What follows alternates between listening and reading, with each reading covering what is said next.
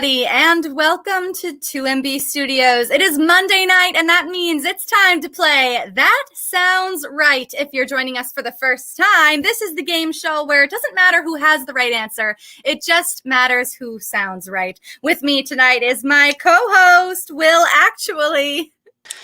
Misinformation. Good evening. Good evening, audience. Good evening, Will. So excited to have you here and so excited for another round of That Sounds Right. Me too. It's going to be an awesome game. We have 3 great contestants. It is. And dare I say, I think they're going to give some answers that sound really right. And hopefully they'll get the points for the right answers this time. We'll see. Fingers crossed. Fingers crossed, as always. Will Actually. Now, I'm going to introduce our 3 contestants. We have Rob. Hello, Rob. Hi, what's going on? Hi, Rob. Thanks so much for coming on the show. Thanks for having me. I'm so excited. I feel like I'm going to lose. I feel like we're going to give a lot of answers that sound right, and that's what counts. I've been told I'm a bad salesman, so we'll find out. Okay. We have Max here with us tonight. Max, how are you doing? Hello. I'm great. I feel like Rob's going to lose. It's a great feeling, isn't it, for you, Max? Wonderful. Tremendous. Simply tremendous. And I'm excited to give some wrong answers. I can't wait to hear your wrong answers if they sound right. And we have Jake on the show. Jake, thanks for coming on. Hey, everybody. I'm Jake. I feel like Rob's going to lose the game, but maybe he'll find himself. I hope so. Wow. Maybe the real answers are the friends we made along the way. Rob, try giving that one. See how it goes. I think that sounds right. That does sound right. We'll actually hear the real answers for the show will actually be the real answers. Let's everybody just keep that in mind for That Sounds Right. If we That's can... correct. Well, sure. Technically. But, you know, in the grand scheme of philosophical ideas, Of course. who can say? Now, if you haven't seen the show before, Will Actually has already given you a preview of what his job looks like, which is to tell us who is actually right. Now, in the game, you don't score any points for answers that are actually right. You only score answers you only score points for answers that sound right. Am I getting that right, Rob, Max, and Jake? I assume. That sounds right. That sounds right to me too. Why don't we get started? I'm going to give you your first question, and one of you is going to give a correct answer, but hopefully all 3 of you will give answers that sound right, and we'll see who's going to get those first 5 points.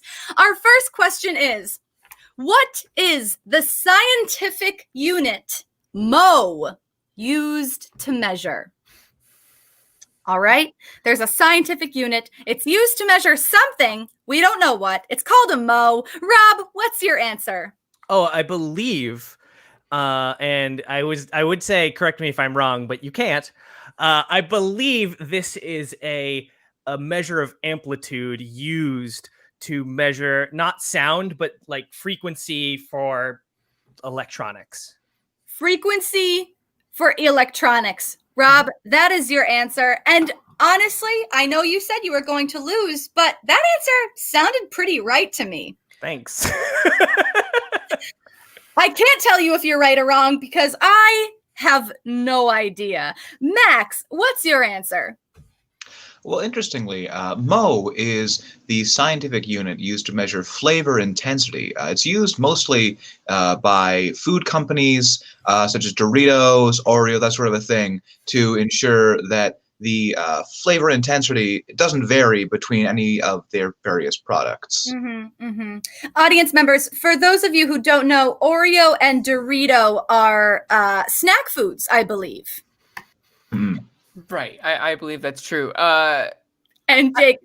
Yeah. Okay. So modes are a scientific unit that's used to measure conductivity, which is the inverse of resistivity. And resistivity is measured in ohms. So the name mo is a dumb scientist joke.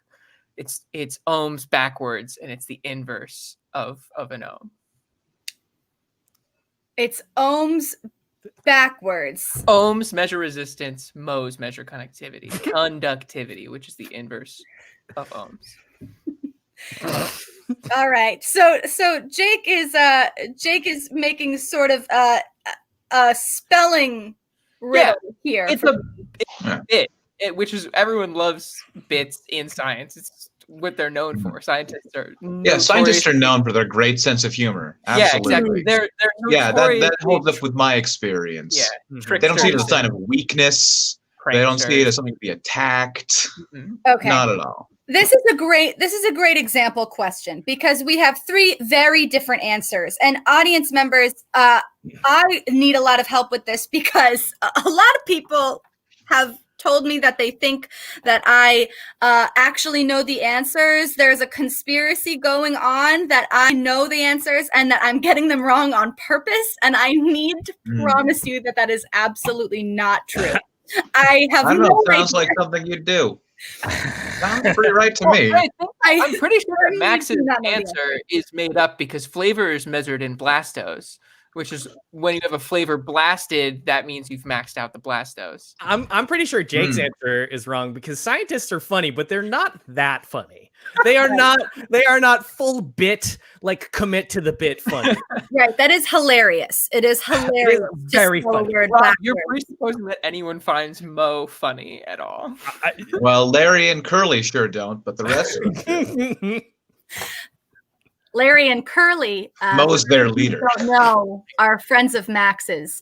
I'm seeing in the chat that Jake is getting a vote from the audience. Rob is getting a vote from the audience. Nobody seems to think that Mo's tastiness of snack food. Well, we'll see once the truth rolls in. Tim, tell him I'm right. Jake said to spell something backwards. That seemed like a pretty silly answer to me. I'm going to go with Rob for my first 5 points. The underdog, according to everyone. I'm going to give Rob 5 points for our first answer. Yeah! Bummeroony. I'm going to win. Bummeroony. Will actually here. Jake was correct on that one. The scientists It does sound like a scientist joke. It's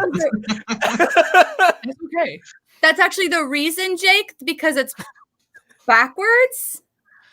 Yeah, so they literally because if you were to measure conductivity, you would take the resistivity and you literally it's the inverse. It's 1 over the resistivity. Someone was like, what if we just made the unit Mohs? It's not funny. It's really lazy. Dumb. It's really lazy. That is the dumbest fact. I love it. Frequency is measured in hertz. I just want to throw out for Rob. Yeah. Scientist, experimentally rigorous, comedically quite lazy. All right. Well, that's how this goes. Rob, you're a flavor scientist. Confirm? Rob gets 5 points. Jake gets 0 points because his answer did not sound right. Will chastise me for this, but I'm not going to give any points for the right answer. Sorry, Jake. That's fine. None. I am going to read the next question instead. The next question is, Viagra is known for treating erectile dysfunction in humans, but in 2007 was known for treating jet lag in what animal? All right. We all know Viagra. I know the right answer. I'm so sorry. For erectile dysfunction in humans, but in 2007 it was known for treating jet lag for what animal? I'm looking forward to hearing your answers. Max, what's your answer? Bonobo apes. That's it. Bonobo ape. Oh, okay. What? Why? Sorry. Why did they need to transfer them on jets? Well, can't put a bonobo on a train. Quite simple. The bonobo ape, while it has a very frequent mating cycle, is what it's known for. Yes. Unfortunately, when they have such a strong social hierarchy and such a strong mate bond, that when one's mate dies, it will die of depression if it doesn't have an active community around it. So this was found out with, I believe it was Cuckoo the chimp. When their mate died in 2007, they had to be transferred to another zoo. But because of the jet lag from the Japan to, I believe it was Minnesota Zoo, they were unable to, function normally in this pack environment. And so they were being ostracized by the other bonobos until, out of desperation, they were given a pack of Viagra to say maybe this will help them find a new mate. Because, again, bonobos known for bonding through mating displays. So they figured, are strong enough, that it would, perhaps help. And it turned out that by increasing the amount of sort of blood pressure, dilating various things, it was able to help him deal with that jet lag. Very interesting. Max, I was really skeptical at first. I gave you a follow-up question, and I have to say you really brought it all back. That makes perfect sense. You really showed us the both ends of detail. Literally no detail and everything you could ever want to know. Plenty of detail. Rachel Enderman is asking in the chat, have we had a Viagra question in a previous show? And the answer is absolutely yes, we have. Lots of interesting Viagra facts out there. Jake, what's your answer? Well, so the way Viagra works, right, is it essentially wakes up the fleshy, spongy tissue of the penis, right? It's a sleepy organ, and it needs to wake up. So you take a Viagra, and it just perks the lad up. That's nice. What animal is most similar to the fleshy, spongy tissue of a penis? It's an octopus. So octopi, when they're sleepy, they get all sort of flaccid and they're just floating around. And you need to wake them up, give them a Viagra, and the octopus becomes extremely stiff, and all 8 of its arms stick out in a big star. So that wakes them up, and then they can't go to sleep because they can't get comfortable. So they stay up longer and they fall asleep at a normal time, and it fixes their jet lag. Jake, can that really be true? That all 8 of its arms? Mm-hmm. Like a big octopus ninja star. It's big. Yep. It goes wang, wang, wang, wang, wang. And then when it falls asleep, it's like woo. Wow. All right, Jake, I'm really going to keep that in mind, but I am big time skeptical of that. Well, that's fine. You can be skeptical if you arm. want, but the truth will find you in the end. I hear you can kill a vampire if you hold an octopus right up against his chest and feed it a Viagra. We'll just go right through its arm. Right straight through. All right, Rob, what's your answer? My answer is hamsters. It was a clinical study that they wanted to perform on nocturnal animals because it's easier to simulate the change in time zone with nocturnal animals. So they, instead of choosing rats, they chose hamsters to simulate it on for hopeful use in humans. But these are also micro doses, so they used very, very, very tiny amounts of Viagra on these hamsters. And in the study, the control group performed much worse than the test group. I know that's wrong because microdosing is an acid thing. Jake, that's an excellent point. Yeah. Rob, If you microdose with Viagra, certainly you're only going to have a half chub. At best. listen, I don't understand why a stiff octopus would be better for transport. The question is about jet It's lag. not for transporting it. It's not for transporting it. It's when it gets there, you need it to stay awake long enough that when it falls asleep, it's on a normal cycle. So you stiffen it, it can't get comfortable, and then when it finally wears off, it goes to bed. Why were they It can't go back in the pot that it sleeps in. Yeah. Why were they I treating jet lag in the hamsters? Wait, say that again? Why would they do? Treating jet lag in hamsters? Yeah. Why were the hamsters so jet lagged? Well, I think they were using the hamsters as a control group to try to use on humans. Like, they're not gonna be like, hey, what if we gave you Viagra before your plane ride, and then you tell us how you feel later? I've never heard of a control group. I don't know. Yeah, I have to stop hearing the word Viagra. I'm going to give 5 points to Max. Max's story involved a very specific plane. And you're wrong to do so. All lies. Max, it sounded right. Will actually here. It's actually Rob. Rob was correct with the hamsters. Thank God it's not actually Jake's. I have my faith in the world shaken to its core. I was As being a rational answer.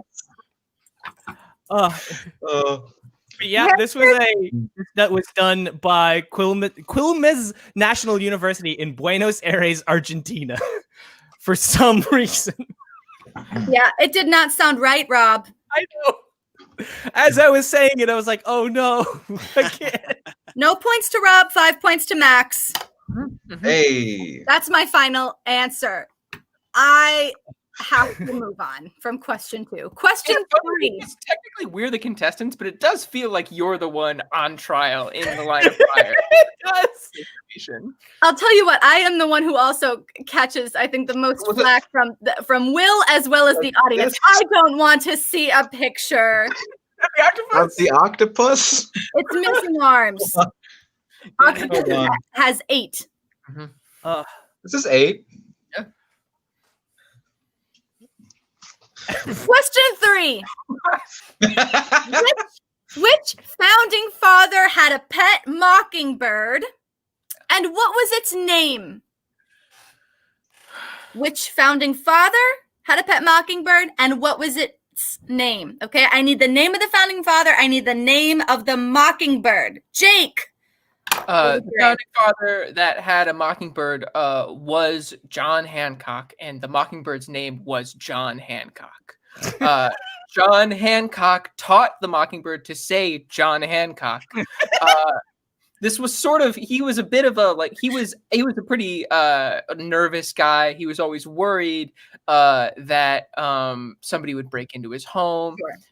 And so he had, but he's afraid of dogs. So he had a mockingbird that was trained to say his own name, which is the best way to wake a human being up in case anyone ever comes to the door. And then also as like a party trick, it's like, look, it says John Hancock. And I was like, John, stop with your own name. It's embarrassing. It's the only thing people remember about you. Can mockingbirds talk? Oh yeah. Yeah. Mm-hmm. That's why That's what I call mockingbirds. Yeah. They're called mockingbirds. Yeah. Right. Okay, everyone seems in agreement. They're like John Hancock, but like sarcastic. We're not here to debate what mockingbirds can do. Yeah. Rob, what is your answer? My answer, and the answer, I should say, is Thomas Jefferson, who was famous for having a ton of pets. He actually famously had 2 grizzly bear cubs at one point, but he had a mockingbird named Dick. Rob, I feel like you're just stuck on the last question. No, I'm not. I promise. Okay, and it was, sorry, who was Thomas Jefferson? Thomas Jefferson had many animals. And he had a mockingbird named Dick. Okay, I haven't heard this about Thomas Jefferson, but it sounds right. We'll see. Max, what's your answer? It was Benjamin Franklin, and it was named Marie, which was named after his favorite prostitute. Now, a little gross, I know, but I thought it'd be a fun story. So he would refer to Marie when he was in polite company, when he wanted to talk about, oh, Marie, talk about the various poor habits of the prostitute, but also be able to say, oh, no, I'm talking about my mockingbird. So they would have sort of what's it called? Plausible deniability with polite company. So he could talk with his friends like at a party and be like, yeah, Marie just shitting everywhere all over the floor, and be like, no, that's my mockingbird I'm talking about. Now that's not a real example, the one I gave, shitting all over the floor, because the book I found this in didn't give the examples. But I think it was things like, oh yes, Marie, she's on her cycle, blah blah blah blah blah. Benjamin Franklin was frankly a freak. He was a big pervert. So I've actually heard this about Benjamin Franklin. I have not heard that Thomas Jefferson had a lot of animals. I have heard that Benjamin Franklin. But here's the thing. Would he ever use the mockingbird to talk about it? He was always letting his freak flag fly in public. Like, he didn't talk around that. He didn't talk around it at all. I don't know this. I've never met him. Also, no, you're thinking of a kite, Jake. He let his kite fly in public. It was struck by lightning, and that's how he proved the lightning and electricity are one and the same. Kites. Yeah. Also, the name. Love kites. Also, the name Dick was not as sexually loaded back in the founding fathers' day. There were many people named Richard and who would go by Dick all the time. So naming your pet Dick is not me fixating on Viagra. It's just a name. Thank you for defending that answer, Rob. You're welcome.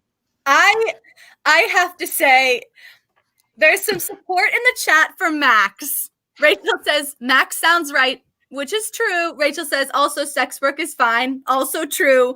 But I have to say, I'm going to go against the chat, and I always am wrong when I do this, but I'm going to give 5 points to Jake because I love the idea that John Hancock would name his bird John Hancock. I think that's such a great idea. It is very charming. It's so obviously untrue. Yeah. Thank you, though. I appreciate that. It's very kind of you, Misinformation. It was is. Rob. It was Rob me. was correct. Okay. It was Rob. So I didn't mean to have a theme amongst my questions. it was the Very Dick deliberate. mockingbird named Dick. Look, no one in the chat shouted out for Rob either. So I'm just saying that me and the chat were wrong in that one. I don't know if we need to call the answer I picked obviously wrong, Jake, when it was your answer. I'm sorry. I'm so sorry. I didn't mean to. I'm sorry, Misinformation. That was rude. Thank you for your apology. Yeah. That's the end of our first round. Rob, Max, and Jake, you're all tied up right now. Everybody has 5 points each. This game is going great, exactly as it is meant to. I have not gotten a single answer right, which Almost is fine. as if there was a conspiracy.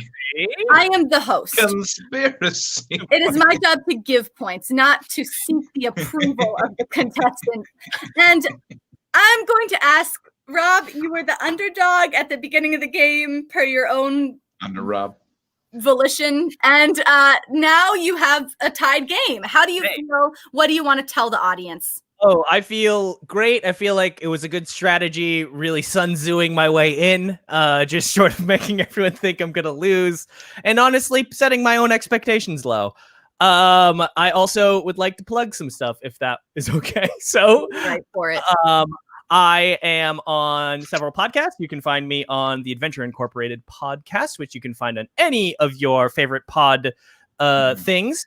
I also have a Oreo-specific podcast called Good Stuff with Rob and Nick, where we try and eat and rank every Oreo ever. We are on episode 26, and we expect at least 200. So we're working on it. And you can find me at Mural Goblin on Twitter. So that's me. Awesome. Thanks so much, Rob, and thank you for being here. We're going to catch up with Max and Jake later on, but for now, let's dive into round 2.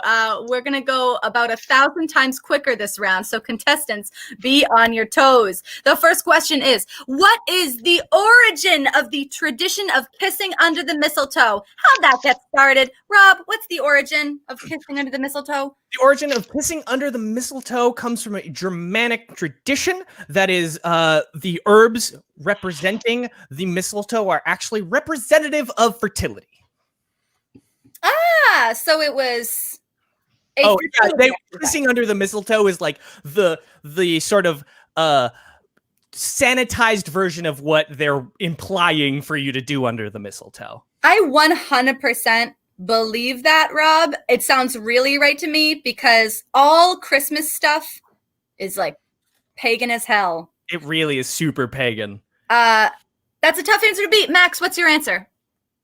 At the Midwinter's Moot, Vikings would settle various long-standing arguments, wars, battles, that sort of a thing, and sign treaties. And they would seal these treaties by symbolically, ending their war and turning to love by kissing underneath the holy mistletoe, which, as we all know, was holy to the Vikings. Max, the Vikings would kiss? They would kiss. For real? For real, they would kiss. Huh.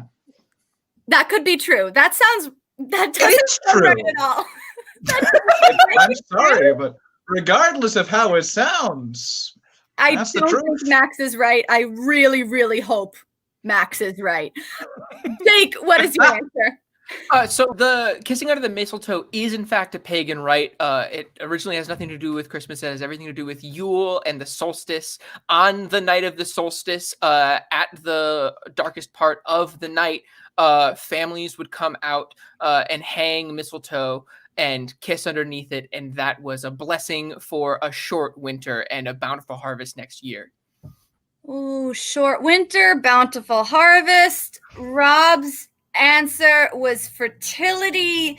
Max's answer was Vikings kissing. I'm going to roll out Max's answer right now. Forget it. I can't. I hope you're right, Max, but I can't. You're wrong to rule it out, Kayleigh. I'm It sorry. doesn't- One It of the doesn't things about sound- mistletoe is that they're actually, like the white little berries on it is the reason it's a fertility symbol is because of the white berries representing semen. Semen. Rob, once Yeah. again, Yeah, Rob. one thing for you tonight. I'm going to give you 5 points. Hey! That fits right in with the answers that that have been right. I really wanted you to pick Max's though. I love Vikings kissing. You should have followed your heart because, Tim. Max is actually correct, if you'd believe it. It's kissing Vikings. It's so funny because if I had gone before Max, that was a censor that I was going to make up. I had that on deck. Absolutely. Max, no one was on your side in the chat. I was not on your side in the game. I thought Jake was right. I was like, oh, Jake gave the correct version of what I just said. I'm so pleased to know that Vikings used to kiss and make up. Truth that sounds like lies and lies that sound like truth. Isn't it a wonderful world? So weird. Yes. Yeah. It really is. In my Twitter thread earlier today, I was making up fake facts. And I had to keep myself from using actual facts that are just crazy bonkers. Weird. Wow. That is a wild fact. I'm glad I know it, but it did not sound right, Max. So you get no points. Yeah. Next question in round 2 is, who invented the first vending machine? When and what did it vend? Okay. Vending machine. Who, when, and what did it vend? Max, who, when, what did it vend? That was Hero of Alexandria in the 1st century CE, and it vended holy water. It vended holy water. You would put in money and it would spit out holy water? You put in a coin, it would depress a lever, and a measure of holy water would come out to make sure everyone got the same amount of holy water, and it was fairly distributed. Hero of Alexandria, 1st century CE. Seems like a fair way to distribute holy water. It was. Hero of Alexandria. Hero's name is where we get the term hero. Whoa, a bonus fun fact. Still Max, invented. it's sounding really right so far. Jake, what is your answer? So the first vending machine was invented by Andrew Carnegie, and he installed vending machines in his steel mills. And the thing that they vended were actually small nibs of whiskey, because Andrew Carnegie found that workers were more comfortable and happier working longer shifts if they were allowed to vend themselves like 1 shot of whiskey per hour. That sounds like it also could be true. Terrible man. He's a bad dude. However, he did both invent the whiskey nib and the vending machine. So we can go. That's not bad. So That's who's not a bad track record. Dude, per hour? yeah, once per A hour. You can have low-level buzz. Yeah, low once buzz. an hour, every hour. Yeah. What you have to No keep in mind is exceptions. they're working, right? If you're working, you're Mhm. using your body, you're burning off that whiskey fast. So Mhm. you're going to need another nib in an hour. Rob, what is your answer? Well, the body metabolizes alcohol at a rate of about a nip an hour, so. Well, that's there fair. you go. My answer is, it was actually invented in Japan, which still it has a strange obsession with vending machines. It was invented by Taka Miyazaki. It was first used to vend ready-to-eat food items, just for in like Tokyo itself, Tokyo proper. It was first lauded as a dumb, stupid thing, and pretty much within a year, he was a billionaire in yen. Or quadrillionaire, because I think a billion yen is like $100. And it was food items, Very rich, very wealthy. ready to eat food $10 items. million. Ready to eat food items. Hmm. So like Cheez-Its. Like bags, but like bags of stuff that you can just open and eat as like lunch, dinner, and so on and so forth. I see. So similar to what vending machines are used for today. Mhm. That makes sense. Sounds right, Rob. I would say all three of these answers sound right, but that's not how the game works. I have to pick one. No one in the chat is helping me. No suggestions from the chat. Here's my reasoning. Rob, I'm ruling out your answer because Max and Jake both gave a bonus fun fact. Max's fun fact was the origin of the word hero. Jake's fun fact was that Andrew Carnegie also invented the nib of whiskey. Yeah. Now, what is a whiskey nib? Whiskey nib is a little bottle of whiskey. It's tiny, a little nib. Or I guess people call them nips. I think I call them nibs. It might be regional. It might fair. be regional. Jake, that got more. Also, your cat is going.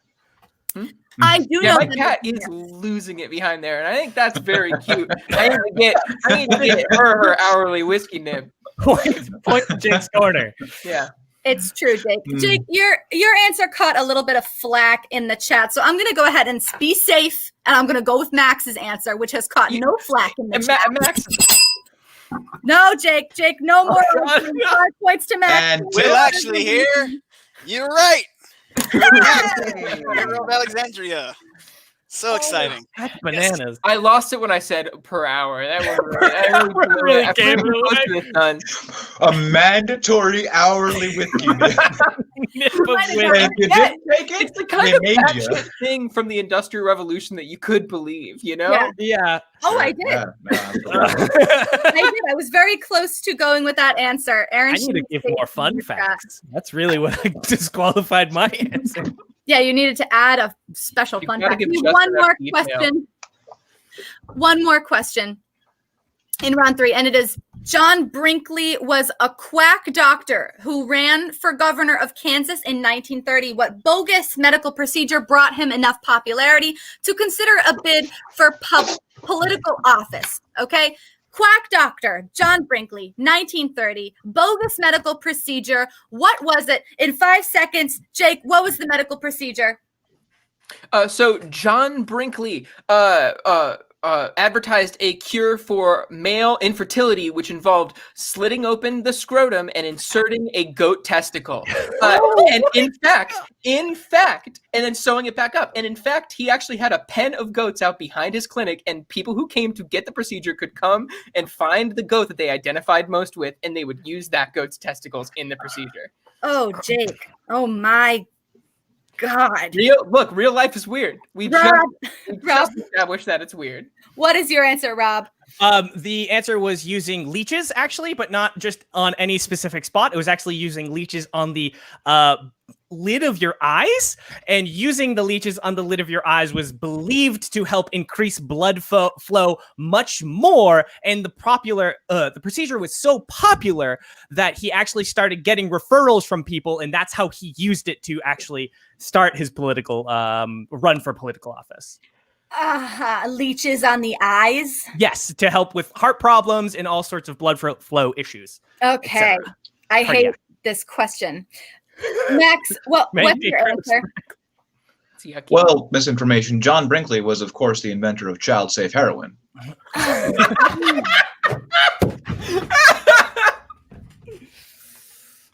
He created heroin in doses that were safe for children to use. We're back on micro. Colic, bed cough, scarlet fever. He was credited, incorrectly, with saving hundreds of thousands of child lives. Hard to say that Child phrase. lives. Child Hundreds lives. of thousands of Child child lives. lives. Child lives. Okay. I guess just for me. All right, there you have it. Audience, those are your 3 answers. Jake's was a goat scrotum, Rob's leech eyes. Can I and just Max- say, we know that Rob's was not real because Rob surprised himself when he said eyelids. He said eyelids. He did. No, the reason I surprised myself was because I was literally Yeah, reading sure. the answer, and I was just sort of like so Wow. stunned And this by man my was- notes. All right. And this man would have gotten popular from killing thousands of people by putting goat testicles in their scrotums. Sure. Yeah. Here's the thing. If an infertility treatment doesn't work on you, you're too embarrassed to tell anyone it didn't work. Yes, but you're also dead because you have goat testicles testicles inside of you. already. You're Child infecting your was scrotum. Body rejects them. Listen. The question said that this brought him a lot of popularity. Well, this in his radio station. I think that it would have had to have been big news, and nothing makes big news like fertility. We have some support for Jake in the chat. I'm going to give 5 points for goat scrote. Oh my God. Goat, screw it. That's Jake, real. I almost gave that. Will actually here. The answer is goat scrote. Oh my God. Congratulations, everybody. So gross. Mhm. Listen, Jake, I want you to know that if I had gone before you, I would have given that correct answer thinking it was false and that I was stealing it from a different pack. Max, this. We've done this to each other now. That's on this show, I always get it right when I choose the genitalia answer. It's always always. It is always right. Okay. That's the end of our second round. The game is still tied. We have now doubled our pointage per person to 10 points. 10 points per person. It's a tied game. We have one more round to go. Max, tell us your story. What's something you want to tell the audience? Sure. Hi, I'm Max Kreisky. I'm a comedian and writer from Boston. I know both of these people. I can't do the directions. Both of these people from Stuff, and you as well. I write podcast sitcoms, including True Tales of the Illuminati, which is a podcast sitcom about conspiracies gone wrong. Our full first season is available on any podcatcher you choose. That's True Tales of the Illuminati. I'm also in the middle of the first season of Wizard Seeking Wizard, which is a podcast sitcom about wizards going on dates, and you get to vote on which wizards date each other. That's fun. That's cool. Hosted by Chemister the Matchmage from the depths of his crystal prison. You can find me on Twitter at @MaxToTheK. I'm available if you want to hire me to write for you, or do script editing, or brief management, whatever that is. I was told recently by a job I was rejected from they were looking for more of it, and I'm trying to figure out what it is. So if you know what it is and you want me to do it, please get in contact. @MaxToTheK. My Twitter title is Snacks Yumsky, just so you don't get confused. Snacks Yumsky @MaxToTheK on Twitter. Thank you so much, Max. I'm delightful. You really are. You really sold it. I can't wait to hire you to write my briefing. What is it? Let's launch into our third round. We have 3 questions left. The third round, first question is, here we go. What gift did Commodore Perry give to Tokugawa shogunate upon the signing of their treaty, and how was it received? Okay, we got it. It's scrolling at the bottom of your screen. Rob, what is your answer? The answer was actually a flintlock rifle that had the Japanese symbols on the bottom, and it was not received very well because the Japanese symbols, much like a bro who got a tattoo of Japanese symbols, they didn't do any proofreading, and it was actually a very horrible insult. I believe war and some sort of slur for against women. It was not received well, and they were like thrown out of the court entirely. It said war skanks. It said worth, probably. I did not look up exactly what it said, but I do know for a fact that whatever was written on there was very offensive. Something along those lines. Rob, that sounds like it could definitely be true. Max, what's your answer? Well, when Commodore Perry forced the Tokugawa shogunate, using his iron ships or black ships as leverage, forced them to sign this treaty, he gave them, as a thing to show sort of, Western culture and dominance, he gave them a quarter model steam locomotive on a circular track, which the samurai in attendance got drunk and rode around on. That's so dumb. Dumb yet true, Rob. Dumb yet true. Samurai knew how to party. Got drunk and ran around on? Rode around on it. On a quarter scale functioning steam locomotive on a circular track. Wow. Like the Christmas little Like a tiny Christmas tracks around tree. the Christmas tree. Except far more dangerous and far heavier. Yes. Okay. That, And actually using actual steam, not electricity like the Christmas one would. of course. Right. Yeah. Yeah. And they wrote on top of it. I want to be clear. So you have the full mental image because they can't fit in the little thing. So they were riding around on top of it. On top of the tiny train. Drunk. So Yes. the Quarter scale Tokugawa train. shogunate's samurai protective force sat on this Samurai tiny aren't just train. protective forces. They're not just warriors. But Right. yes. They're noble. And they rode around Yeah. In a little just drunk circle. and yelling. That's cute. Yeah. That is I love Great. Huge if true. huge if true. That's a Huge if fun true. image. Indeed. Jake, what is your answer? Commodore Perry brought a cherry tree sapling in reference to George Washington. Unfortunately, in transit from the United States, the sapling had died. And so when they gifted it to them, it was considered deeply insulting and sort of an ill omen of their relationship. A dead sapling? Mhm. So we have 3 very different answers here. Audience, feel free to weigh in. Rob said a gun with A gun with accidental slurs on it. accidental slurs on it. Max Sure. says a tiny train. A quarter scale steam locomotive on a circular track. Right. Big Rode enough, around by drunk samurais. big enough to ride. And Jake Big says, enough to ride. Small enough to get on a boat. and Jake says a dead I cherry. can't sapling. remember because it's a lie. thank you, a dead cherry. sapling. All of these are really unbelievable. Max is getting support in the chat, and I don't know why. I have to Because say, I'm I'm right. sorry, chat, but you are gullible fools in the chat. Yeah. Just because Max speaks very eloquently about really silly things happening to proper people does not make them true. Look, the show, the samurai did not ride a choo-choo. It did not happen. They absolutely did. They have too rode much- around that they're choo-choo too train, proper. drunk out of their minds. Now you Audience, can tell that mine is the real one because mine is the only one that could get me. That if I was making it up, would get me in serious trouble. for the tiny train, you would get in trouble. With samurai or samurai Yeah, you're gonna attack you?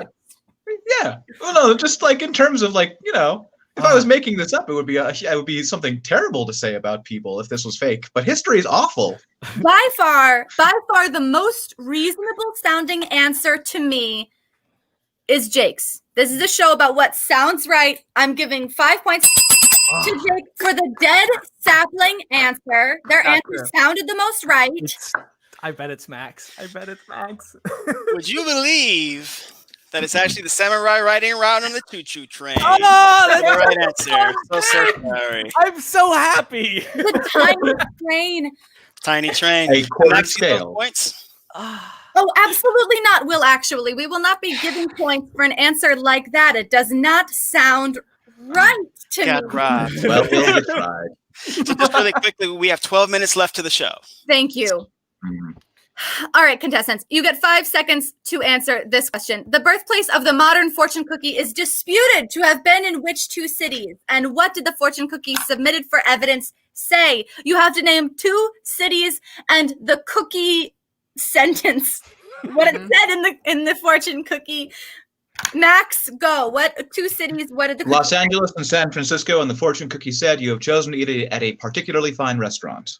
No, that's a nice, believable answer. Unlike a tiny train. Jake, 2 cities and a cookie message.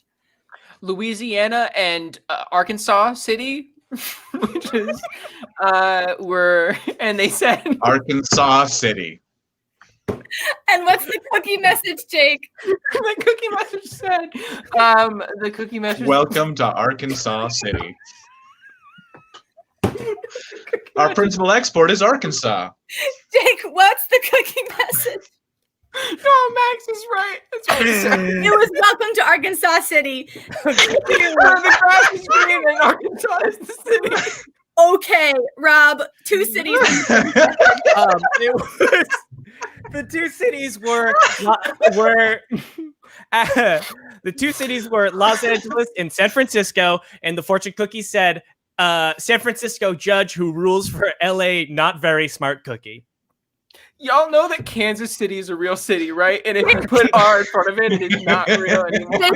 You lost this one. I'm sorry. I get a good feeling about Jake's answer. All right. So Max and Rob both chose the same city. Max cookie was, thank you for coming to a nice restaurant. And Rob, what was your cookie message? San Francisco judge who ruled for LA not very smart cookie. No, that can't be it. That doesn't make any sense. Max, 5 points for nice restaurant cookie message. This round went too fast. Well, actually, here, Rob was correct on that one. They were having a dispute, and that's why the cookie said that. When they brought it to claims court, the LA people making the claim brought that cookie with the custom printed message in it, gave it to the judge to bribe the judge. The judge ruled in their favor, and then LA condemned the ruling. Well, that would be an incredible fortune. I didn't I know know. in a court of law. That makes It's like, well, I can't sense. not do it now. Wow, that Everyone It's decides really to be a judge for the fortune cookie trials, but there's just not that many of them. You know, Arkansas City. Arkansas City. One more question. Unfortunate. One more question in round 3, and it is: which American actor's father has claimed to have killed JFK, and why did they claim it? A father of an American actor claimed to kill JFK. Whose father was it? It's an American actor, so who is the American actor whose father was, and why did they claim it? Jake, who's the actor? Why did they claim it? Woody Harrelson's father was a hitman, and he killed a federal judge. And in a shootout with the FBI, he claimed out loud to have killed JFK so that the FBI would take him alive. And later was revealed that he did not kill JFK. He has no idea how he would have planned to do it. However, he did kill a federal judge.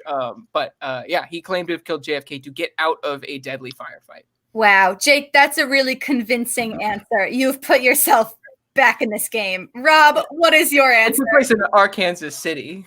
Of course.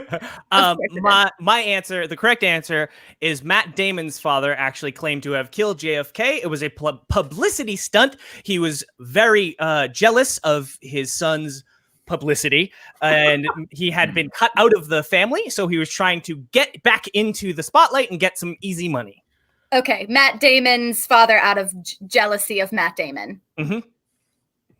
Reasonable. Matt Damon is an amazing man. It's like, oh, you were in Goodwill Hunting? Well, I killed JFK. Yeah, I'd kill JFK. It's fine. Very reasonable. Max, what is your answer?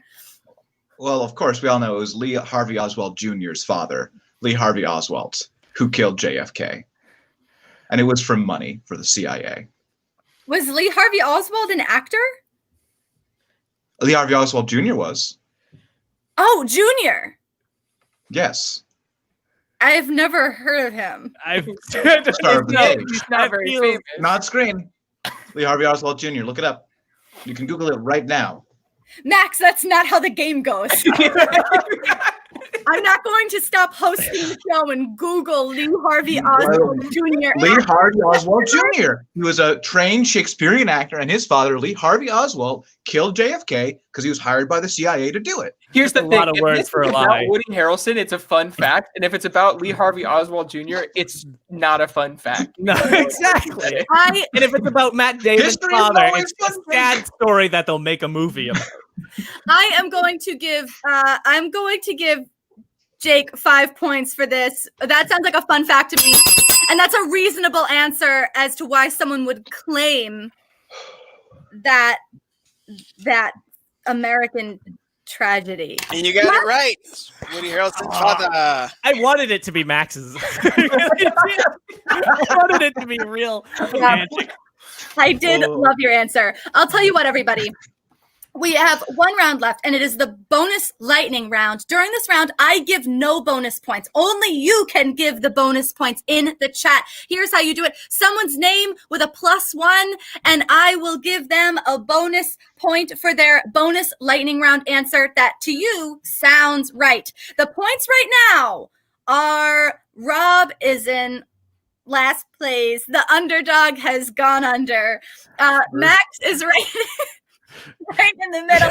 And Jake is in the lead, but it is anybody's game. I have seen things flip in the bonus lightning round before, so don't let your guards down, contestants. Give some good answers.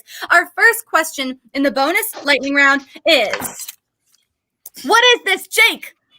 That is a matzo ball mosquito. Push. That's it. That's all you get. Max, what is this? That is a cum beetle. That's a ball of cum. God, Rob, what is this?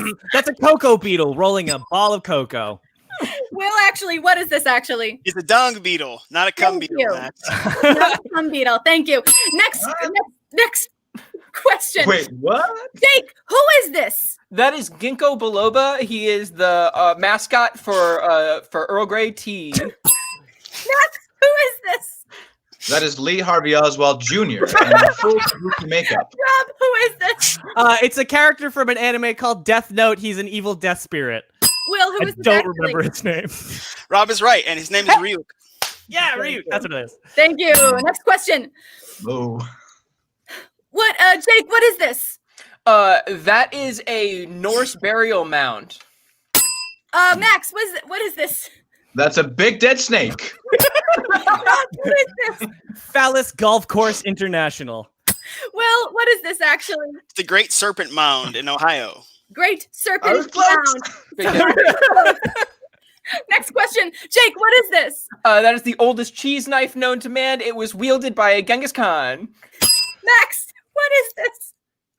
That is the part of the narwhal horn that goes in the forehead.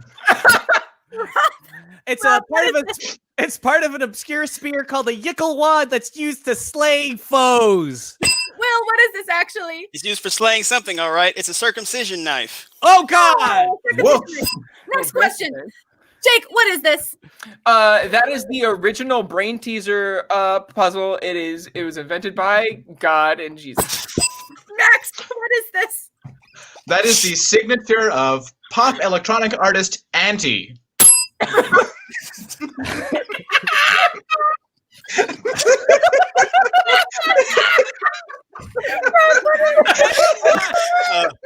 My side hurts. I'm just going to say it's a really fucking bad maze. It's just like I can't think. Bad name. Will, what is this actually? It's the Fenty Beauty logo. Fenty Beauty. Yeah. Jake, what is this? That is the original loot. It's called a catamaran. Thank you. Max, what is this? It's a face dulcimer. You play with your face. Rob, what is this? It's a Sousa lute. It's a big lute that attaches to a tuba. Will, what is this actually? It's a Chinese instrument called a guzheng. A guzheng. Thank you. Last one. Last lightning round question. Last one. Jake, who is this? That's Herbert Doover. He's a guy. He's famous. Who is this? That is Lee Harvey Oswald Jr. out of makeup. Rob, who is this? Mark Thompson of Mark Thompson Show. Will, who is this actually? It's Bing Crosby. Bing Crosby. That That's a makes made more up sense. name. My backup for that was Kring Bosby, Bing Crosby's evil Oh. twin. Can I just say, taking the bullet slot for every single one of those, my heart is. I almost had a heart attack. I don't recommend taking the third, being like, God, they just crushed it. Shit. At the start of the show, I always feel like such a confident host, and by the end, I feel like I'm losing my fucking mind. Nobody should Nothing use makes sense the lightning anymore. round if you are pregnant or may become pregnant. Like that was pulse pounding. Jake, we haven't Oh, talked to you man. yet. What's something you want to tell the audience about your lovely self? Hi, so I'm Jake. You can find me on Twitter at Jake_Isenhart. I also have a podcast where I play a sentient targeting computer that is currently interviewing all of humanity called Al's Pals. You can find that at Al the AI on Twitter. And I'm also a composer who makes music for games and podcasts. So if you want to commission any music from me, you can check out my SoundCloud. I'm at Jake Isenhart, and I have samples up there. So yeah. Beautiful. Thank you so much, Jake. And thank you, audience members, for coming out tonight. What a lovely show we've had. Thank you, Rob, Max, and Jake for being on the show. I am here to announce that Rob and Max, after the lightning round, actually tied for second place. Oh my With god. Jake coming in Sorry. the lead. I Jake, thought you were going to say with Jake coming in third. Well, the winner being you, the viewing audience. Jake, you have finished up with 24 points. That is the most of the game, which means you get a diploma of your choice from TMB University. TMB University is going to give you a degree of your very own. Use it for all that you use a degree for. Well, actually, any parting words for tonight? No, thank you all so much for being on the show. Rob, during the regular game, they gave you the least amount of points, so you're the winner in my heart. Aw, thanks, Appreciate you. Aw. That's really nice. But the real winner is Jake. Thank you so much, everybody. We'll see you next time on That Sounds Right. Catch you next Monday.